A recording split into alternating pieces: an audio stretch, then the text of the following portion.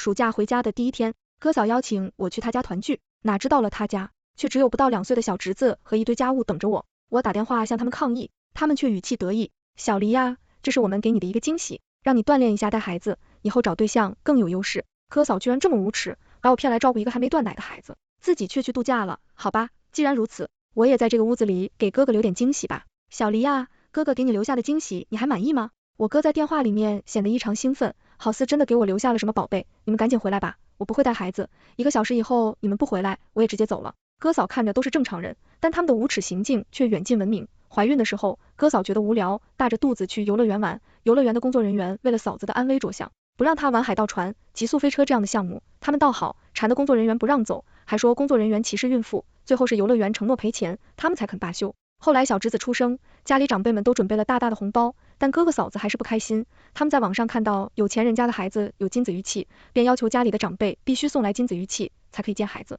如果这要求只是对自己的父母提也就罢了，他们倒好，对这有钱的普通的远方亲戚也是提出各种要求，气得人家直接断了来往。这些事情我看在眼里却不好多说，每次想提醒哥哥不要这样，都会被父母拦下来，生怕哥哥嫂子生气，不给他们尖孙子。现在倒好，他们直接把主意打到我头上来了。你怎么说话的呢？我们让你看着啧啧是看得起你，更何况你一个女孩子家，总有一天要嫁出去，到时候跟媒婆说你会照顾孩子，那你不就更有优势了？我听着哥哥说的这番话，不自觉地捏紧了拳头。小的时候他还算明事理，现在怎么跟下的江头一样？好了好了，别跟他废话，你爸妈又不在，他不照顾谁照顾？一天天花那么多，真把自己当大小姐呢？嫂子模糊的声音从电话那头传来，随即电话被挂断。等我再次回拨过去的时候，已经是关机状态了。我被这对不负责任的夫妻俩彻底激怒了。平日里我爸妈伺候着他们一家3口，现在我放假了，又来霍霍我，这是我的最后一个暑假，原本跟朋友约好明天就出去旅游，现在不仅所有的计划都泡汤，我还得留在这个乌烟瘴气的房子里，照顾我这个混满屎尿皮臭味的小侄子，家里脏成这样，这得多久没收拾了？我试图想让小侄子回答我的问题，但他只会不停地尖叫。别的小朋友虽然也会哭闹，但也有软弱可爱的时候，而这些美好的特质，我小侄子身上是一个都没有。我实在无法处理眼前的这一切，赶紧拨打电话向父母求助。照理来说，他们也应该在哥嫂家的才对，不知为何今天也一样不见人影。还没等我把电话拨出去，妈妈的电话正好打进来，我犹如盼来的就行，接起电话便想告状，没想到等来的却是劈头盖脸的一顿指责。小黎，我说你也真是，只是让你看几天孩子，就跟你哥在电话里吵，你嫂子都不开心了，万一哪天他不让我们看泽泽了，我们活着还有什么盼头？可是你别可是了，好好照顾泽泽，等暑假过去，我们也就回来了。一整个暑假，这是想让我死吗？我赌气般的挂了电话，但当得知嫂子安排我来照顾小侄子后，又把我父母去赶去打零工补贴家用，我还是没办法跟自己的父母生这个气。当初哥哥找不到结婚对象，父母是托了人才，好不容易有了嫂子这个媳妇，嫂子进门没多久，又给他们添了个孙子，他们心里别提有多开心。但他们只把开心留在哥嫂面前，家里只有我的时候，就会跟我抱怨照顾哥嫂太累，哥嫂还没个好脸色。一开始我还会单独找我哥聊这些事，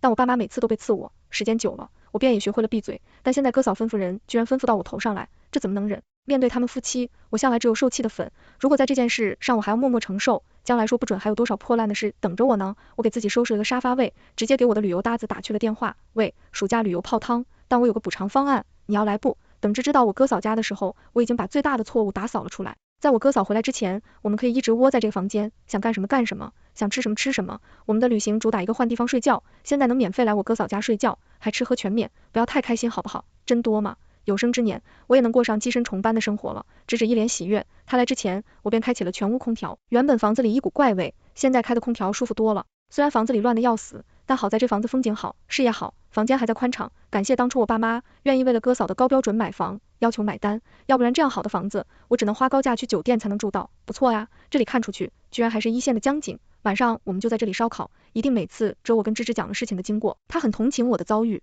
于是决定一定好好和我享受这个假期。他站在阳台上比划着如何烧烤，既然位置都安排好了，食材还不得赶紧安排上。不看不知道，哥嫂家的冰箱居然都是好东西，一排排的牛排牛腱子肉用锡纸包着，打开来还十分新鲜，分装好的猪五花肚不用我们清理，直接可以上烤架。冰箱旁边的柜子里还有满满一柜子的进口零食饮料，我和芝芝怕是整个暑假都炫不完。在这边，在柜子的深处，甚至还有好几盒燕窝鱼翅，这些东西，即便我做副业赚了不少钱，也舍不得买啊。啧啧，你爹妈平时过的都是什么好日子啊？我对着餐衣上的小侄子感叹，他狼吞虎咽的吃着我给他泡的米糊，看来哥嫂在出发前应该都没给他喂一顿。你小侄子也是可怜，才这么点大，你哥嫂也敢把他一个人留在家里，万一跌了摔了，后悔都来不及。芝芝吃着进口的零食感叹，她有个外甥女也差不多是这个年纪，但被养得白白嫩嫩的，每天都笑嘻嘻的，已经会说不少话了，跟我小侄子相比，简直一个天上一个地下。亲爹妈不靠谱能怎么办？我看他们重视自己超过重视孩子，我爸妈也是糊涂，一天天就害怕见不到孙子，也不看看泽泽被他们养成什么样了。算了，我们给孩子洗个澡吧，吃了他家的东西，总不好什么都不做。芝芝是天使，没有他过来陪我，我怕是要死在这儿。洗澡可以，家里就不用收拾了，最好怎么乱怎么来。我一声奸笑，芝芝就知道我在想什么，把我骗来让我带孩子说是给我的惊喜，我自然也得还给哥嫂一个大大的惊喜不是？小孩子的破坏力真不是盖的，才没2天，房子里只剩下错误的一片净土了。客厅墙壁上被小侄子画满了各色各样的图案，花花绿绿的看着就让人心梗。游戏区的玩具被他丢满了整个屋子，我和芝芝甚至都没有一个下脚的地方。我们把它暂时放在主窝，想着好歹收拾出一条路来。没想到等我们再进去要把它抱出来的时候，他已经把嫂子梳妆柜上的护肤品化妆品全打开，整个房间都被他抹了个遍。芝芝想把他抱在怀里哄他，我阻止了他，拿出手机先将这一幕录了下来。这些都是嫂子珍藏的东西，别到时候怪到我头上。与此同时，我连续给我哥打去了好几个电话。很好，还是关机状态，可不是我通知不到位，是你们没给我通知的机会啊。为了记录下小侄子做的每一件事，我立马下单买了可移动的监控摄像头，之后小侄子干嘛，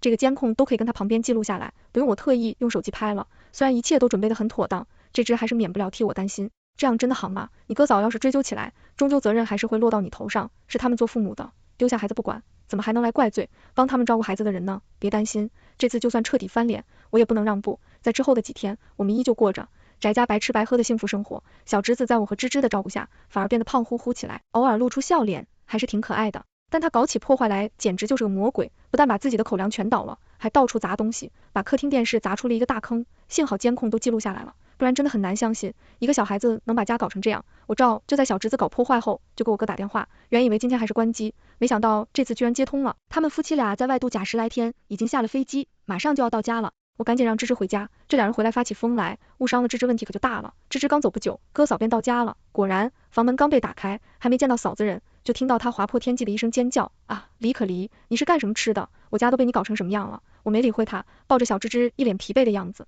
见他们来了，转手就把小芝芝扔到他们手里。他们到家之前，我特地换了一身又脏又臭的衣服，头发也搞得乱糟糟的，任谁见了都能看出这几天我过得很辛苦。嫂子看我把小侄子塞给他，他一脸嫌弃的又把小侄子转手塞给我哥，嘴上还在嘶吼着，我在跟你说话呢，我家被你搞成这样，你必须得负责。哦，又要我负责，我还要你负责我的精神损失费呢。破坏都是你们儿子搞的，跟我有什么关系？你们不想家里变成这样，怎么不自己照顾孩子？我一脸不屑，果然留给他们的惊喜还是小王，早知他们一定会责怪我，还不如直接把这房子给掀过来，这样我还能爽一点。哥嫂俩进门仔细环绕了一圈，看见被砸到的大洞的100寸大电视，心疼不已。嫂子甚至直接抄起地上的玩具，直接向我砸了过来，我一个躲避，玩具狠狠砸在了小侄子的头上，小侄子撕心裂肺的哭了起来，但嫂子根本不关心，依旧朝着我们的方向疯狂辱骂砸东西。我哥看到小侄子头上已经鼓包了，才制止住嫂子。李可文，你老婆真是个疯子，这孩子到底是不是你们亲生的？我看着小侄子头上的包都心疼不已，而嫂子现在眼里却只有那台被砸坏的电视，就算我抱着小侄子把伤口给他看，他还是无动于衷。这是我看就怪你，但马百家狗那么乱，一个女孩子也不知道收拾收拾，你们2口子还有闲心指责我，要不是我这几天看着泽泽，你们还能出去度假？小侄子在我怀里哭得上气不接下气，夫妻2人非但没人提出要去医院，更是连抱都不抱一下。李可文，我真是服你，泽算脑袋都哭起一个大包了，你都不打算去医院看一下吗？听我这么说，我哥才反应过来，松开了还在暴走的嫂子，打算冲门去医院，要去你们去。李可文，我告诉你，因为你妹，我度假回来的好心情一下子没了。现在泽泽要是有一点事，我找你们俩一起算账。我哥一脸无奈，又瞪着眼睛白我，没说任何话，拉着我便出门。哈哈，今天算是见识了，哥嫂连自己的孩子都没那么在乎，对其他人再怎么无耻也能理解了。刚到医院，我的电话就开始被爸妈狂轰滥炸，我听了医生的诊断，没时间接听，统统挂断。倒是门外的亲哥还清闲得很，甚至还能打一把王者。小孩子头上的鼓包可能是暂时的肿胀，他现在情绪还行，还不用做什么一切的检查，但回去后一定要观察他是否有呕吐囑囵，一旦有类似的情况，必须要赶紧就医。还有一个情况，你别怪我多嘴，你们家孩子快2岁了，还不会说话，看着也比较呆着木呢，包括他的面容也有些奇怪，我建议你们可以做进一步的检查，或许孩子在智力方面有些问题。听医生这么说，我才意识到小植物在意于其他孩子的地方在哪，但这是观众大，我并没有转达医生的话，而是直接把正在打游戏的哥叫了进来。我哥听了医生的话，一脸愤怒，怎么可能，我儿子怎么会是傻子？医生看我哥态度恶劣，也丝毫没有惯着，我只是提醒，孩子智力如何，你们做父母的最清楚才是，不信你可以带着孩子去做测试，在我这里，撒野算怎么回事？出去！我哥虽然很少管孩子，但他接触孩子比嫂子多点，他也知道小侄子比其他孩子发育更慢。以前家里人对于这点一直都是逃避的态度，现在被医生点破了，他就算不想接受，也只能硬着头皮去搞清楚。果然在专业医生的测试下，小侄子被诊断为轻度弱智。出现这种情况的原因很大概率是遗传。我爸妈的电话还在轰炸中，而我们这边得到这消息也由于晴天霹雳。喂，妈，泽泽这边有点事。你嫂子都跟我说了，你真是个惹祸精，不但把你哥家祸祸成这样，还害得泽泽去医院。你现在就给我回来，你嫂子都报警了，连我们都要怪罪，你可别想逃。这一天真是炸脸，等我和我哥到家的时候，家里已经坐满了人，不仅爸妈回来了，连警察看着都等我们多时了。爸妈，你们不是在外面打工吗？怎么这么快就回来了？听我这么问，爸妈一脸的心虚，不敢睁眼看我。嫂子翘了二郎腿坐在中间，像是要发落我们的样子。警察同志，既然人都到齐了，我就先说了。好，你说10几天前，我婆婆说他们最近累了要休息，正好我老公妹妹放暑假，婆婆就说让她来照顾几天孩子，我为老人着想，觉得不是不可以。结果你们看，我家就被她砸成这样，我找谁说理去？嫂子一边说一边好哭起来。这还不算，我儿子还被她弄伤了头，你们看我儿子的脑袋，这个死女人是要害死我孩子啊！嫂子一把抢过小侄子，抱着小侄子坐在了地上，一边哭一边摇。小侄子好不容易稳定下来的情绪，一下子就被点燃，又跟刚刚受伤的时候一样，撕心裂肺的哭了起来。家是我砸的，小孩子是我弄伤的，嫂子还真是会颠倒黑白，要不是留了证据，我今天岂不是要冤死在这？警察听了一大一小不停的哭号，也是烦躁不已，转头问我事情是否属实，我不慌不忙，直接掏出监控录像。警察同志，你们可以看看这些。首先，我是被我父母和哥嫂合伙骗来这里照顾孩子的，我到这个时候就小孩子一个人，他们连饭都没给孩子喂就自己出去度假了。其次，这房子里的财产损失都是小孩子弄的，跟我没有关系。我一个人带孩子10几天，想给孩子父母打电话都打不通，他们是否有遗弃罪的嫌疑呢？最后关于小孩子受的伤，你们可以看监控，是孩子妈自己砸东西砸出来的，跟其他人没有任何关系。他在你们面前颠倒黑白，是否涉及报假警呢？警察看了我手上所有的证据，一脸无语，交代了几句，起身便要走，但嫂子还是不依不饶，抱着警察的大腿，不让他们走，一定要让警察拘留我，才肯罢休。警察被嫂子的行为震惊到了，从来没见过拉着警察撒泼打滚的人。我警告你，这件事属于你们自己的家事，就算追究，也是你的问题更大一点。如果你再这么胡闹，我们就要依法对你进行拘留。听到要拘留，嫂子才松开了警察的腿。他放过了警察，但并没有打算放过我，一个有娘生没娘养的，敢跟我作对，你是要死吗？说这边跑过来要打我，我转身避开，嫂子摔了狗吃屎。没错，嫂子就在骂你，这你也不生气吗？在我亲妈面前这么骂我，这种人着实少见。没想到我妈夫妻嫂子转头指着鼻子开始辱骂我，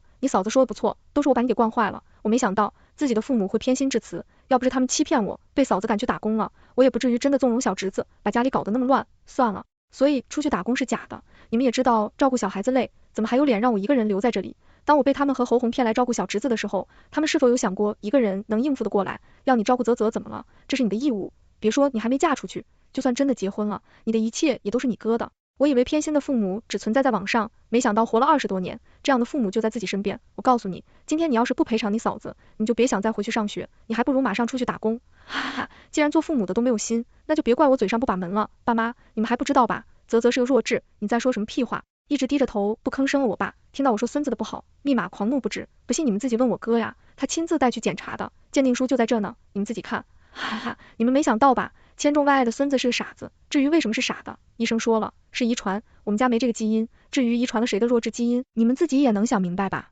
我接连开炮，拿出鉴定书，扔到他们面前，他们依旧不敢相信，等我哥亲自开口承认，我爸妈终于沉默了。我看着嫂子冷笑，其实我也不敢确认是不是他的基因问题，但他惹到我了，至于嫂子能否洗清自己的嫌疑，就让他自己去解释吧。我爸妈向来是最要面子的人，他们的同龄人里，我哥做我儿子结婚最晚，但却最早生馅子。哥嫂把池子小池子，动不动就用小池子威胁我爸妈，这才导致哥嫂变得越来越无耻。如今检查出小池子是个弱智，这无疑会让他们丢大脸，他们又不会怪罪自己的儿子，想都不用想，这所有的责任，我父母都会推到嫂子身上，不是我，我做过婚前检查，我没有毛病的。我爸目光凌厉，那眼神再也没了以往的宽容。你的意思是我们有毛病？不是这个意思，肯定是假的，肯定是小黎造的假。我爸妈掌握财政大权，平常胡闹也就算了，如今这世上他是一点都不敢得罪我爸妈。嫂子言语混乱，又想从我这下手，可惜这次是我哥亲自带去做的检查，赖不到我身上。我倚靠在大门口，轻声冷笑，不打算再与这里的人纠缠，准备趁乱随时跑路。我可没时间跟你们耗了，自己的原生家庭已经烂了，我得先去爸妈房子里拿上户口本，把自己的户口独立出来，这样我才可以为我自己做主。不等第二天，我拿着户口本连夜跑路了。我爸妈还不知道，我已经靠自己在外面攒了一套小公寓，想要脱离他们毒火，没有任何问题。说起来，这一切都要归功于我嫂子。当初我哥跟我嫂子谈婚论嫁，除了必要的房子车子彩礼，嫂子还很委婉的提出一个要求，嫂子觉得未来肯定是儿子给父母养老，我已经成年在读大学，我就不能再拿我父母的一分钱，连几千块钱的学费也要我自己去赚。原以为我父母是明事理的，肯定不会答应，但没想到嫂子提出这个要求的第2天，他们便私下来找我，他们在我面前一把鼻涕一把泪的诉说着自己的苦楚，表示自己不能再供养我，还要我多多理解他们，以后对哥送好点，这样才能在娘家立足。我心里不认同他们的说法，但父母都提出来了，我也不能甜着脸再问他们要钱。父母给我断供的第1年，我过得最辛苦，靠一天打3份工才勉强付得起学费。慢慢的我开始有了长期的副业，这才赚到了一些钱。赚到钱的第一时间，我便在读书的城市买了套最便宜的公寓，因为那时我父母要长期住在哥嫂家照顾他们，我过去不方便，便连家都不让毁了。这个暑假我好不容易有点空闲的时间，本来以为他们良心发现才邀我去团聚一下，谁能想到会闹上这么一出。幸好我还有自己的退路，不然被他们生存活泼了，还得给他们数钱。哪知我才过了几天安生日子，我的辅导员突然联系到我，说我家中着火了，父母受伤严重，却怎么都联系不到我。他们当然联系不到我，跑路的那天，我便已经把他们所有人的联系方式拉黑了。但好死不死，大学入学的时候，班级里拉过家长群，这才能通过辅导员联系上我。李可丽同学，你家被人纵火，父母目前正在医院，他们联系不到你很着急，一直在给我打电话，你自己联系一下吧。好的，老师。正当我以为爸妈是骗人，只是想把我再次诓回去的招数的时候，辅导员又转发来了一张图片，是我父母家被烧得黢飞的照片。妈呀，难道有人真的想烧死我爸妈吗？怕我一进病房，我哥耳光就落在了我的脸上，爸妈躺在病床上，看上去很虚弱的样子。你是自己跑出去了，连爸妈都不管不顾。你知道我这几天周我爸妈有多辛苦吗？我哥弄木圆灯，脸色铁青，眼睛下挂着2个大大的眼袋，看来自我走后，我哥没少被折磨。你想要爸妈的福，你给爸妈养老看病，有什么问题吗？看我还是嘴硬，我哥再次冲上来想要打我，却被我爸厉声制止住了。行了，小李也回来了，你赶紧回去休息吧。我哥愤愤不平的离开，原本父母脸上严肃的神情一下子变得柔和。小李呀，我们找了你好几天，怎么才回来呀？不好，无事献殷勤，非奸即盗。爸妈你们说吧，什么事找我回来？你老实给你看了吧，我们家着火了，这是你嫂子干的。火，我嫂子她是只伤过大脑吗？这样违法犯罪的是她也干得出来，那你们去找嫂子问责呀。找我回来是，你嫂子这人，我们家不能留了。他说他把离婚走了，其实是脑子有病被关起来了。你嫂子的脑子也遗传到了精神疾病，现在这个病又遗传给了泽泽。嫂子跟我哥谈婚论嫁的时候，很少有娘家人出面，原来事情的根在这里呢，怪不得嫂子情绪一直很不稳定，我还以为只是单纯的被惯坏了。现在你嫂子有医院开出的精神病史证明，她又不同意离婚，出了事连警察的都不管，我们是真怕她再闹出什么幺蛾子。爸，你说了那么久，究竟想要我做什么？你铺垫了那么多，肯定是有求于我了。小李呀，爸妈知道你是最孝顺的，你哥现在要处理离婚的事情，我们又被你嫂子祸害成这样，泽泽没人带呀，你帮帮爸妈这一次，你先休学，把泽泽带走，等你哥离婚成功了，我们就把泽泽再接回来，你看行不？啊，原来在这等着我呢。我默默注视着父母虚伪而又为难的脸，他们难道在生下我的时候便想要我做我哥的血包吗？你们是想我彻底退学，带走泽泽，这样才好让自己儿子离婚另娶，再生了孙子吧？嫂子有精神疾病，法官肯定不会把泽泽判给他，你们没办法了，才想起我的吧？我眼中的冷漠与失望再也无法隐藏，一直以来被家人忽视剥削，我又怎么会猜不到他们的心思？被我戳穿了心思的父母面如土色，他们瞪大着眼睛，不知该如何接话，他们的胸口上下起伏着，不断给自己顺气的同时，还想指着我的鼻子骂，好像我应该配合他们的表演，不能如此直白的把丑话说清。你们省省吧，我是不可能同意养泽泽的，你们做的错事想让我买单，这辈子都别想了。我目光淡然，户口都迁出去了，将来给点赡养费得了，其他联系没必要再存在。听我如此决绝，我爸妈气愤不已。在我拎起包要走的瞬间，我爸拿起身边的水壶就向我砸了过来，没砸到我，而是差点砸到了刚进门的警察。是李有为吗？警察被这飞来的水壶吓了一跳，不过他很快就镇定了下来。这是我这个月第3次出警尹家的事了，尹家人还真个个是人才。警察向我投来同情的目光，3次出警，2次都是我被家人针对的场景，这频率连警察都对我怜爱了。今天过来是新的警情，尹家媳妇又在家里纵火了，就是第1次出警的地方，不过好在发现的早，家里没有实质性的财务损失。现在你们谁跟我走一趟？他是精神疾病患者，需要有人陪同做笔录。警察再次找上门来，我爸妈肉眼可见的烦心不已，2人立马从床上跳了下来，嘴上说着要找嫂子算账。我本来是可以走了，但为了看热闹，我还是决定跟他们一起去烫石发地。我们到的时候，人群已经散去，只留下3两个大妈还在激烈讨论事情的经过。我哥看样子也刚到家不久，看着家里被削飞的白墙，我这脑袋心痛不已。嫂子抱着大哭的泽泽坐在角落，整个人像是被抽走了灵魂一样，呆呆的摇着。你们家的成分确实比较复杂，警察看向我的目光充满了复杂的同情，这样难以处理的事情，他们也不想遇到吧。我爸妈进屋见到一片狼藉，瞬间变得很厉起来。我妈甚至直接冲到嫂子旁边，抓起她的头发就想揍她，不过被警察及时拦下来了。现在这家里一个精神病，2个退休老人都是惹不起又抓不了的人物，还有一个窝囊废男人永远只等着父母出手，自己获利，而我只把自己当做一个局外人，远远的观望着，这配置警察看了都只摇头。我说一下，今天这场纵火案由于没有造成实际损失，不会被判定刑事案件，但你们对这位女士有监管的义务，如果再有下次，恐怕大家都要受罚，特别是你。警察折指嫂子，又看向我哥，我哥蹲在地上抛着头发，现在的他哪还有度假回来意气风发的样，看着比流浪汉多几分凄惨。我父母不能对警察说什么，只能点头哈腰的硬撑下来，保证下次不再犯，转头又对着嫂子辱骂起来，